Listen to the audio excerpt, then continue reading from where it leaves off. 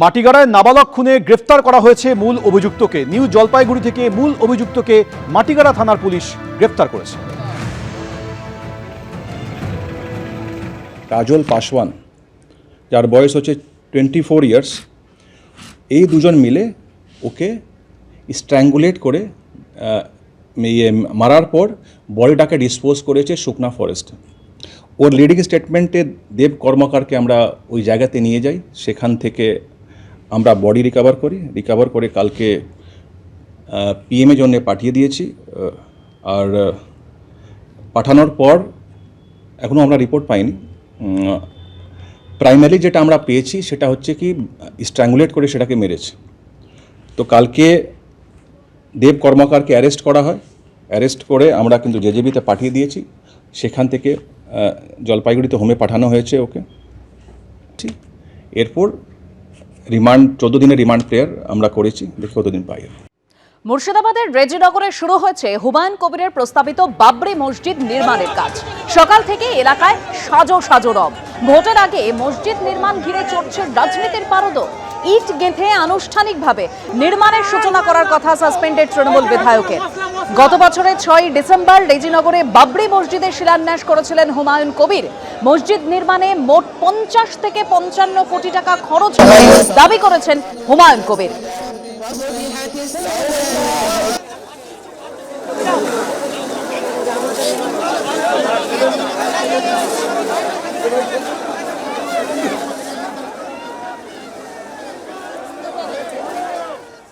December মাসের 6 তারিখে বাবরি মসজিদের জন্য ভিত্তিপ্রস্তর স্থাপন করেছেন হুমায়ুন কবির এবং তার পরবর্তীকালে তিনি ঘোষণা করেছিলেন যে বেলডাঙ্গায় মুর্শিদাবাদে বাবরি মসজিদ নির্মাণ করবেন এবং সেই মতো আজকের থেকে আনুষ্ঠানিকভাবে একেবারে বাবরি মসজিদের যে নির্মাণ কাজ সেটা শুরু হয়ে গেল।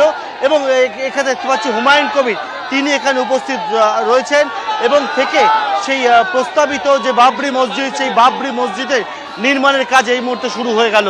হুমায়ুন কবির নিজে উপস্থিত থেকে বাবরি মসজিদ নির্মাণের যে কাজ সেটা শুরু করে দিলেন। ক্যামেরায় প্রবীর সাবন্তের সঙ্গে পার্থপ্রতিম ঘোষ, এবিপি আনন্দ, মুর্শিদাবাদ। আপনারা ছবি দেখলেন মুর্শিদাবাদের রেজিনগরে একেবারে হুমায়ুন কবিরের যে প্রস্তাবিত বাবরি মসজিদ তার নির্মাণ কাজ শুরু হয়েছে, সেখানে সাজো রব। অন্যদিকে পলাশী থেকে ইটাহার পর্যন্ত বাবরি যাত্রার যে কর্মসূচি ছিল হুমায়ুন কবিরের তা তিনি এবার পিছিয়ে দিলেন। পরীক্ষা চলছে, পরীক্ষার্থীদের অসুবিধা হবে জানিয়েছে মালদা পুলিশ, দাবি করেছেন হুমায়ুন কবির। আর পরীক্ষার্থীদের কথা ভেবেই এই সিদ্ধান্ত নিয়েছেন বলেও জানিয়েছেন হুমায়ুন কবির।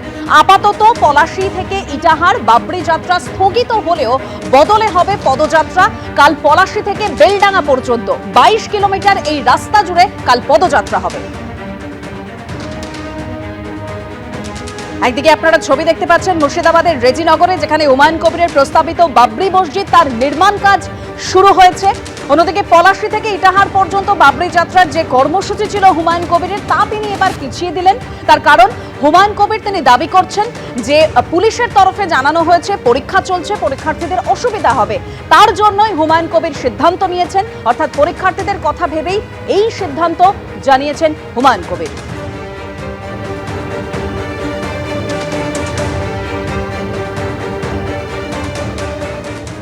বাবরি যাত্রাটা আমাদের মূলত ছিল 100টা গাড়ির কনভয় নিয়ে, মাঝে মাঝে যে ঘনবসতি বা মানুষ যেখানে আছে সেই জায়গাতে হাঁটে তারপরে গাড়িতে চেপে এটা 235 কিলোমিটার যাত্রা করার কথা ছিল।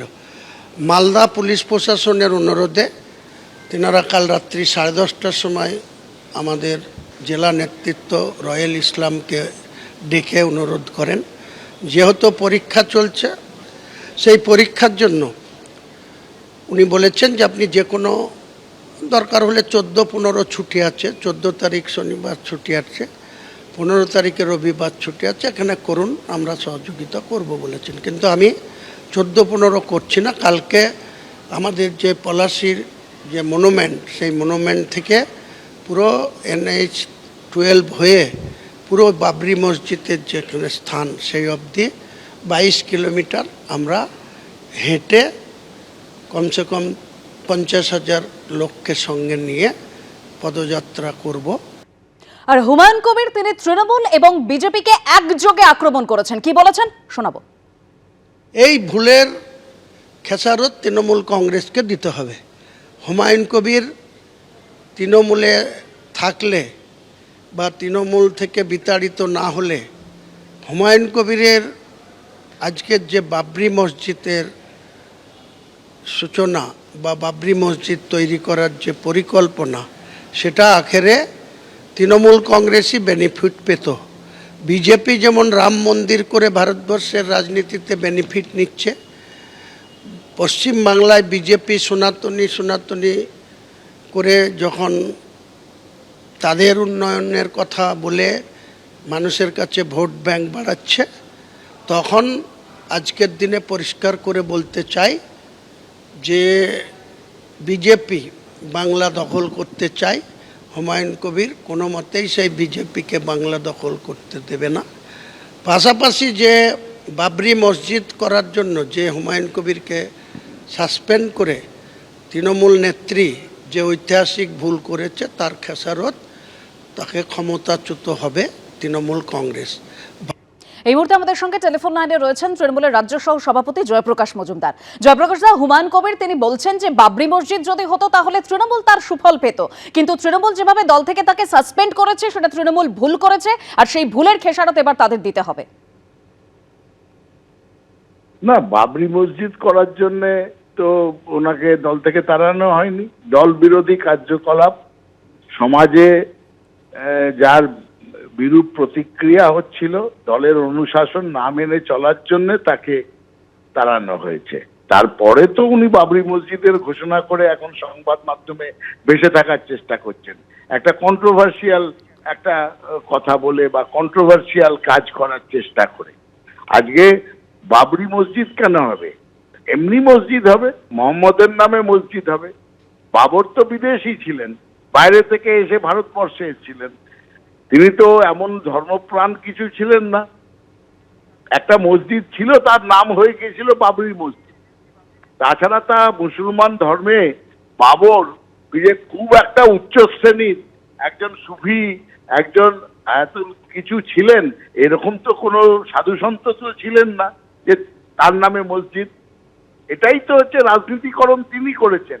মুসলমান ধর্মকে নিয়ে রাজনীতিকরণ এই লোকটা করছে, এবং কিছু লোক জুটে গেছে তার সঙ্গে, কারণ বিজেপি পেছন থেকে প্রচুর পয়সা করে দিচ্ছে, সেই পয়সার লোভে ভিড় হচ্ছে। দেখুন, আজকে সব থেকে বড় কথা হচ্ছে তৃণমূল কংগ্রেস কোনো মন্দির মসজিদের রাজনীতি করে না, মানুষের পাশে থাকে, সর্বধর্ম সমন্বয় করে মমতা বন্দ্যোপাধ্যায় চলেন। সব ধর্মের সমান কদর, সব ধর্মের সমান আদর, এটাই হচ্ছে মমতা বন্দ্যোপাধ্যায় তথা তৃণমূল কংগ্রেসের বক্তব্য।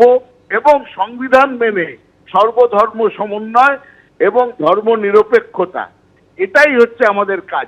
একদিকে বিজেপি ধর্ম নিয়ে কাজ করছে, খেলা করছে, আর অন্যদিকে হুমায়ুন কবির ধর্ম নিয়ে ফুটবল খেলছেন।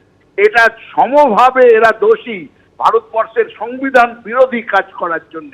কিন্তু একটা কথা বলে দেব, এই হুমায়ুন কবিরের এত কিছু হাঁক ডাক দেখবেন ইলেকশনের পরে সব শেষ হয়ে যাবে। কারণ আরশোলার ইচ্ছে হয় বাজপাখি হওয়ার, কিন্তু তারা আরশোলাই থেকে যায় পদপ্রান্তে, মানুষের পদপ্রান্তে পদপিষ্ট হওয়ার আশঙ্কায় সবসময় থাকে আরশোলারা। ওনার অবস্থা সেই রকমই হবে। ধন্যবাদ জয়প্রকাশ দা। আর হুমায়ুন কবির বিজেপিকেও আক্রমণ করেছেন এবং তিনি বলছেন যে বিজেপি রাজ্য দখল করতে চাইছে, সেটা হুমায়ুন কবির থাকতে কখনো হবে না। আর এই প্রসঙ্গে খগেন মুর্মু কি বলেছেন শোনাবো। তৃণমূল কংগ্রেস এসআইআরে সেভাবে মুসলিমদেরকে রাস্তায় নামিয়ে, মাঠে নামিয়ে, এখানে সরকার বিরোধী যে সমস্ত কথাবার্তা বলছিলেন, যে স্লোগানগুলো দিচ্ছিলেন, সেটাতে মুসলিমরা সাপোর্ট করেনি। তাই এখানে বাবরি মসজিদ বলে যদি মুসলিমদের সাপোর্ট পাওয়া যায়, এবং মুসলিমরা যেহেতু সরে যাচ্ছে অন্যদিকে, সেখানে মুসলিমরা যদি বাবরি মসজিদের নাম করে হুমায়ুন কবিরকে সাপোর্ট করে, তাহলে আলটিমেটলি আবার নির্বাচনের পর এই হুমায়ুন কবির আবার তৃণমূল কংগ্রেসেই হচ্ছে তার সাপোর্টটা দেবেন। এটা কোনো লাভ হবে না। এবিপি আনন্দ, এগিয়ে থাকে, এগিয়ে রাখে।